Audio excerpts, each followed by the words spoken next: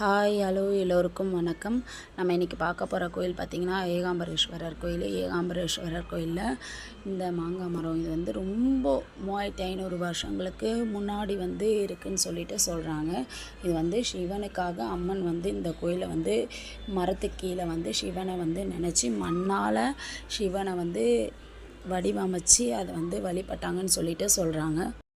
அம்மன் வந்து சிவனுக்காக வந்து தவம் இருந்து வழிபட்டனால அங்கே அம்மன் வழிபட்ட வந்து சிவனை தான் வந்து மண்ணால் ஆன சிவனை தான் வந்து நம்மளும் வந்து இப்போ மூலஸ்தானமாக அமைச்சு அதை வந்து வழிபட்டுட்ருக்கோம். அதனால் இந்த கோயிலில் வந்து அது வந்து ரொம்ப சிறப்பு. இது பஞ்சபூத தலங்களில் ஒன்றுனால அதுவும் ரொம்ப சிறப்பு. அதனால் இந்த கோயிலுக்கு வந்து ரொம்ப ரொம்ப நிறைய சிறப்புகள் இருக்குது.